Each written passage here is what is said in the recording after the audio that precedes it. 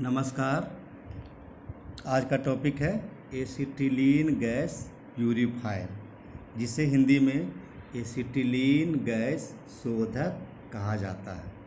आज मैं आप लोगों को एसिटिलीन गैस प्यूरीफायर की परिभाषा, प्यूरीफायर की आवश्यकता, इसकी बनावट, इसके कार्य करने का सिद्धांत और गैस शुद्ध हुआ या अशुद्ध गैस रह गया, इसकी जांच की विधि की संपूर्ण जानकारी दूंगा।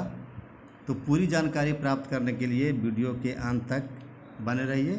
तो चलिए, सबसे पहले परिभाषा। एसिटिलीन गैस प्यूरीफायर यह एक बेलन के आकार का डिवाइस है। डिवाइस का मतलब यंत्र कह सकते हैं, युक्ति कह सकते हैं, उपकरण कह सकते हैं, जिसका प्रयोग जनरेटर से उत्पन्न एसिटिलीन गैस के अशुद्धियों को दूर करने के लिए किया जाता है। इसे ऑक्सी-एसिटिलीन वेल्डिंग के निम्न दाब में एसिटिलीन जनरेटर तथा ब्लो पाइप के बीच लगाया जाता है। इसका क्या काम होता है?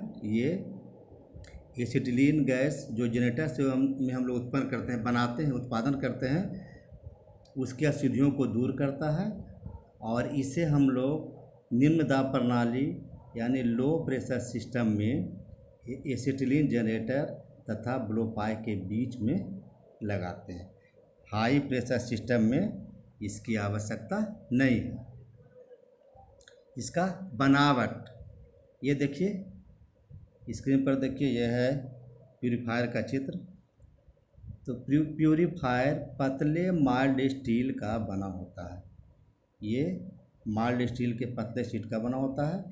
प्यूरीफायर के निचले हिस्से में एक गैस इनलेट पाइप, जो दाएं साइड में दिखाई दे रहा है, ऊपर से आया,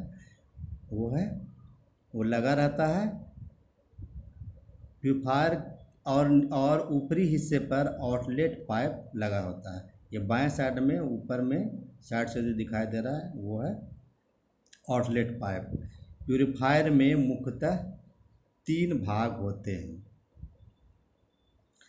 इसकी आवश्यकता, इसका प्रयोग हम लोग क्यों करें, ये जानना बहुत ज़रूरी है। क्योंकि हम लोग जो जनरेटर में गैस बनाते हैं, गैस तैयार करते हैं एसिटिलीन जनरेटर में, उसमें 5 प्रकार की अशुद्धियाँ रह जाती है। अगर इन अशुद्धियों को दूर नहीं करेंगे तो जितना हम लोग इससे काम लेना चाहते हैं, फ़ायदा लेना चाहते हैं, उतना पूरा हम लोग को नहीं मिल पाएगा।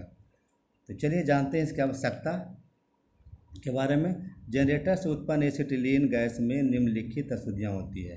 पहला है गंधक युक्त हाइड्रोजन, दूसरा फास्फोरस युक्त हाइड्रोजन, तीसरा अमोनिया, चौथा चूना धूप, पाँचवा जलवाष्प। इन अशुद्धियों को यदि न हटाया जाए तो बहुत से हानिकारक प्रभाव हो सकते हैं। इसमें पहला, ज्वाला के तापमान में कमी। जितना तापमान हम लोग को चाहिए मेटल को पिघलाने के लिए, उतना तापमान नहीं मिलेगा तो अच्छा वेल्डिंग नहीं कर पाएंगे या कटिंग नहीं कर पाएंगे। दूसरा, ये अशुद्धियाँ धातु के साथ अभिक्रिया करके ब्लो होल्स, पोरोसिटी इत्यादि वेल्ड दोष उत्पन्न कर सकता है। इसलिए हम लोग को क्या करना होगा? इन अशुद्धियों को दूर करना होगा।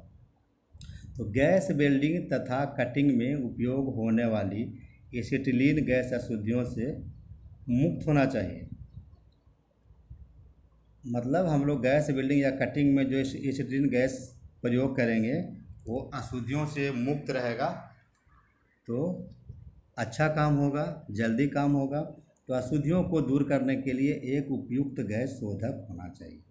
इन अशुद्धियों को दूर करने के लिए हमें एक आवश्यकता है गैस शोधक का, जिसे अंग्रेजी में प्यूरीफायर भी कहा जाता है।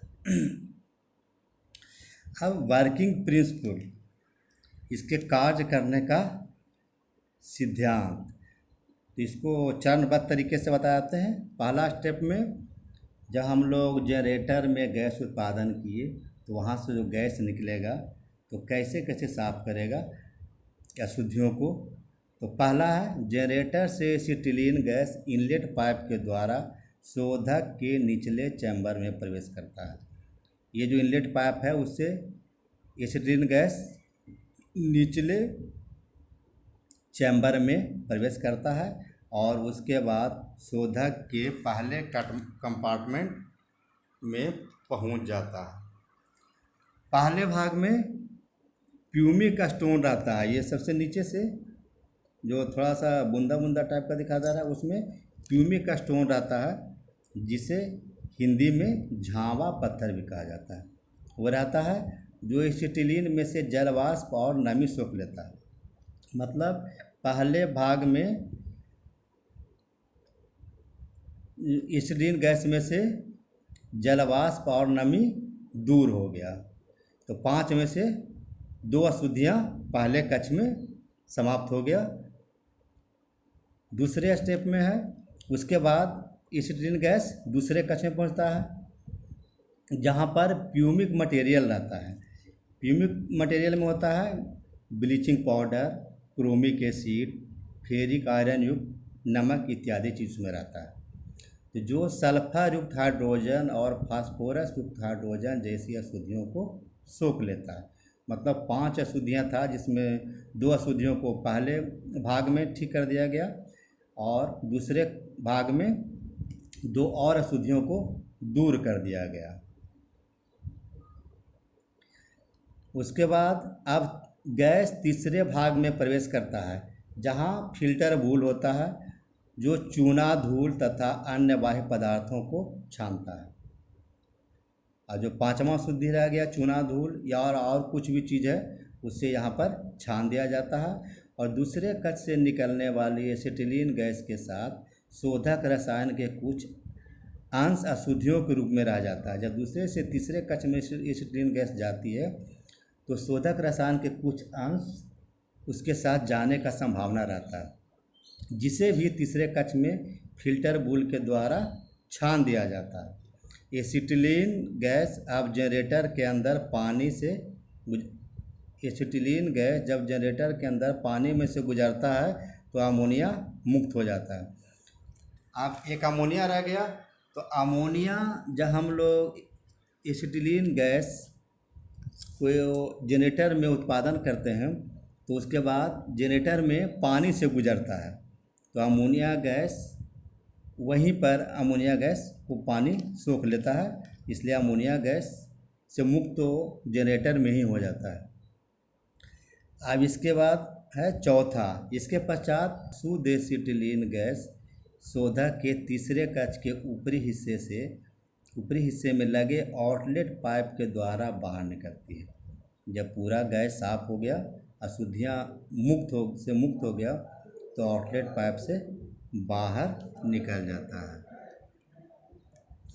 हम मेथड ऑफ टेस्टिंग, हम लोग गैस को शुद्ध तो कर लिए, लेकिन गैस शुद्ध हुआ कि नहीं शुद्ध हुआ ये कैसे पता चलेगा? अगर हम लोग नहीं जानेंगे, नहीं चेक करेंगे, तो अशुद्ध गैस का प्रयोग करेंगे तो पूरा रिजल्ट हम लोग को नहीं मिलेगा। लेकिन इसलिए हम लोग को जानना ज़रूरी है कि गैस मेरा पूरा 100% शुद्ध हुआ कि नहीं। इसके लिए बहुत आसान तरीका है, एक फ़िल्टर पेपर लेना है, उसे 10% सिल्वर नाइट्रेट के घोल में भिगो देना है, फिर उस फिल्टर पेपर को शुद्ध किया हुआ एसिटिलीन गैस के प्रवाह में 10 सेकंड तक रखना है। अब हम लोग उस फिल्टर पेपर को देखेंगे, अगर गैस अशुद्ध होगा तो फिल्टर पेपर भूरे रंग में बदल जाएगा, और यदि गैस पूर्णतः शुद्ध होगा तो फिल्टर पेपर पर भूरे रंग का कोई भी चिन्ह या धब्बा नहीं होगा।